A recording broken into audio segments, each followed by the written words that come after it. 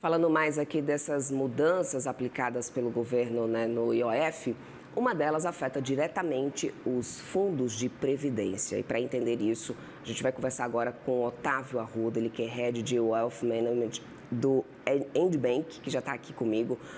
Muito obrigado, Otávio, por ter aceito o nosso convite, por vir aqui para tentar fazer a gente entender um pouco aí dos quais podem ser os impactos, né? Antes de mais nada, bom dia para você. Bom dia, bom dia. Obrigado pelo convite. Acho que tem bastante ruído, né, ainda nas informações que a gente está recebendo. A gente teve aí algum contato com o mercado, mas acho que é importante a gente primeiro de comentar, levantar aqui o que foi colocado pelo governo, né? No fim, o decreto ele trouxe que os planos de VGBL teriam uma incidência de 5% de IOF na entrada dos investidores, né, nos aportes, no investimento, né? E isso, se a gente pega um recorte um pouco do que isso pode significar, né, e até não só no decreto, mas acho que a gente tem que analisar um pouco o contexto de uma forma geral, no próprio anúncio, né, que foi feito, a gente teve esse caráter de algo como uma norma anti-elisiva, digamos assim, que é o seguinte, assim, olha, para os aportes que seriam feitos, né, ou que serão feitos a partir daqui, né, que ultrapassem R$ 50.000 por mês, a gente teria a incidência do IOF. Para os aportes que ficam abaixo desse valor, eu não teria incidência do IOF. Né? Então, o primeiro ponto é, por que esse recorte? Né? Por que foi feito dessa forma? E se a gente pega um pouco do histórico do governo com outras reformas e outros projetos que já foram colocados pelo Ministério, a gente pode entender que desde a reforma dos fundos fechados, que instituiu, né, aquela tributação do come-cotas para aqueles fundos fechados exclusivos, né, que a turma falava dos fundos dos super ricos, etc. Isso foi no final de 23. Uma das saídas que os investidores encontraram como forma de economia fiscal foi justamente os fundos previdenciários, né? Então, muito do capital que estava sendo investido e reinvestido, né, por anos e anos, sem uma tributação, né, ou seja, aproveitando aquele diferimento fiscal que o governo colocava, migrou para essa classe de ativos de fundos de previdência.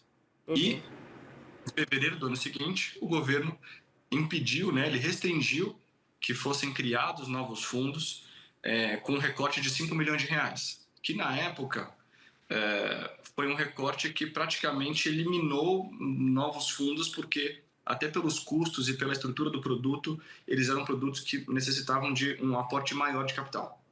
Com essa nova regra do IOF agora, pedindo, né, impondo, na verdade, esse IOF de aportes acima de R$ 50.000, ele está falando o seguinte, olha, eu estou impedindo, né, e até isso é trazido no material do próprio governo, não só no decreto, mas no material, no contexto que eu mencionei, né, na apresentação disso. Fala, olha, eu estou fazendo esse recorte para que as pessoas de alta renda, né, os investidores de alta renda, não utilizem a previdência, que agora foi equiparada a um seguro, né, com uma decisão recente do Supremo Tribunal Federal, do STF, e usem esses veículos como uma forma de deixar de pagar imposto. Então, assim, é mais um ataque que essa classe de ativos sofre com políticas de arrecadação aí do governo. Pois é, e aí a minha pergunta seria até que ponto isso afeta a atratividade, Otávio, desses fundos de previdência como instrumento de planejamento patrimonial. Ainda é possível pensar em uma aposentadoria pensando nesses fundos de previdência agora com essas mudanças? Acho que a atratividade do produto ela é afetada, isso é um fato. Agora, se o produto morre, por assim dizer, eu acho que é para falar. Por quê?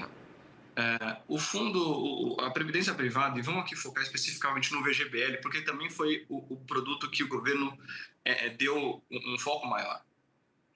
Ele tem uma sistemática de tributação muito interessante hoje, que é eu consigo investir em ativos diversos sob esse guarda-chuva, sob esse chapéu aqui de previdência, com VGBL, e eu tenho alguns benefícios fiscais. Por quê? Porque ele tem uma natureza de seguro, porque ele tem uma natureza de investimento de longo prazo. Então, os investimentos que eu faço nessa casca de previdência, eu consigo manter um diferimento fiscal, mesmo que eu mude o meu ativo final. Então, posso entrar num fundo, saio, invisto em outro fundo, no ativo A, vou para o ativo B. Enquanto a pessoa não resgata isso, daquele pool de investimentos, eu não tenho tributação incidindo. E, obviamente, que você tem as modalidades de progressiva e regressiva, mas pensando na regressiva, né, depois de 2 anos, eu chego na alíquota mínima hoje de mercado financeiro, que é 10%.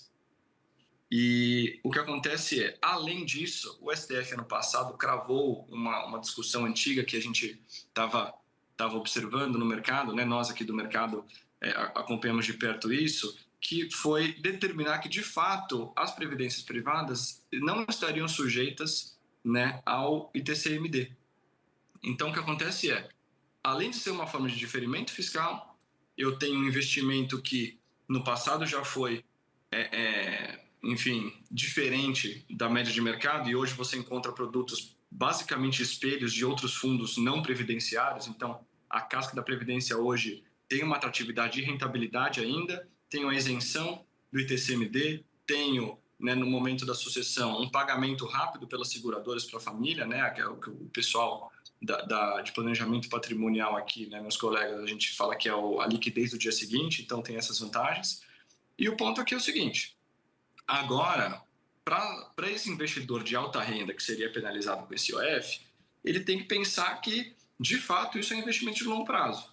Por quê? Eu economizo de um lado, né, no final, aqueles 4%, né, ou em São Paulo, mas em outros estados isso chega até 8%, e a depender de como as reformas estaduais caminhem, isso pode chegar a 8% em quase todos os estados, né, obviamente para as rendas mais altas. Mas eu vou ter essa penalização dos 5% logo na entrada. Então, assim, se eu considero esse investimento de longo prazo e é a finalidade da previdência privada, ainda faz sentido. Agora, que ela foi penalizada e, assim, sendo bem transparente, de uma forma talvez ferindo um pouco a isonomia entre contribuintes, se a gente pode fazer esse recorte, né, de baixa renda e alta renda, certamente foi afetado. Agora, os outros benefícios que ele carrega, eu acho que compensam, de certa forma, esse novo golpe que ele levou. Uhum.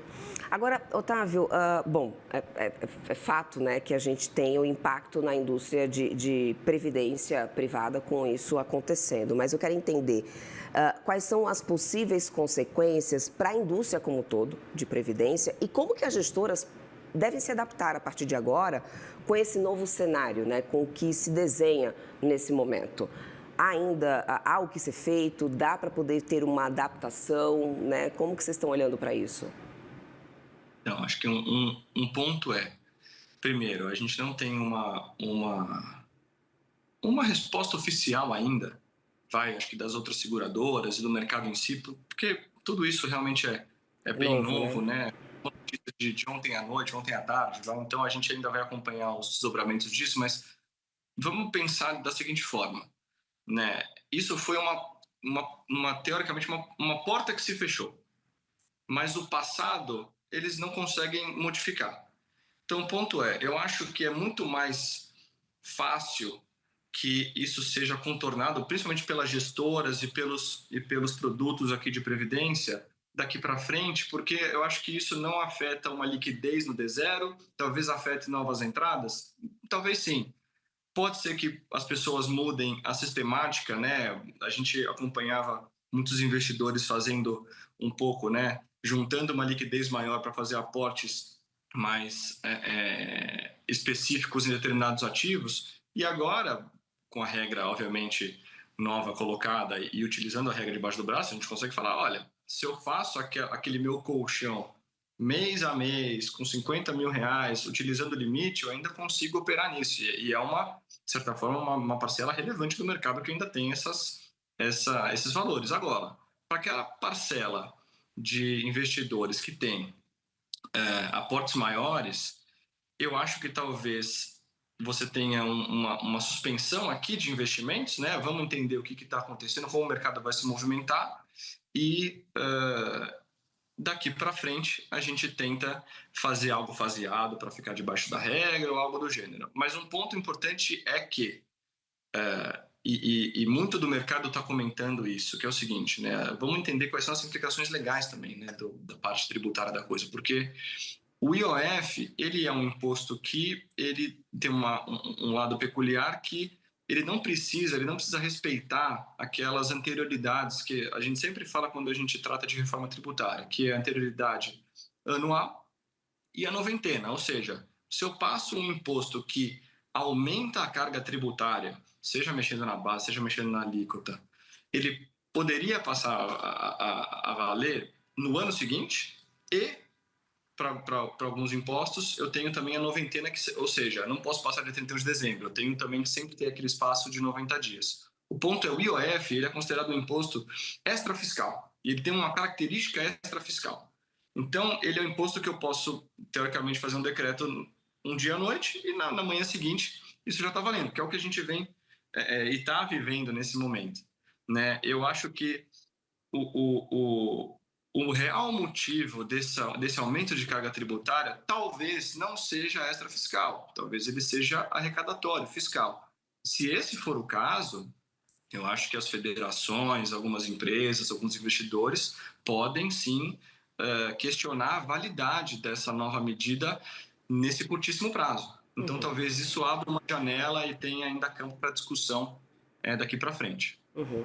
Você mencionou muito rapidamente, Otávio, a questão Otávio, a questão da sucessão, né? Ou seja, o planejamento sucessório na previdência privada. Ou seja, a gente sabe que frequentemente, né, os planos VGBL eles são utilizados, né, como essa ferramenta de planejamento sucessório.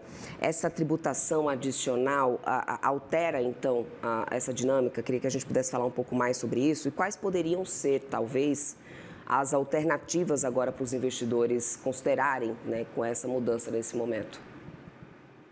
Perfeito. Sim, afeta, como eu já deixei bem claro, que afeta com certeza absoluta. Não tem como a gente falar que um imposto, ainda mais na entrada, não afetaria, né? Quando eu estou iniciando aquele investimento e é um investimento de longo prazo, que não vai afetar, certamente vai. Mas a gente sempre busca, né, e trabalha com diversas alternativas.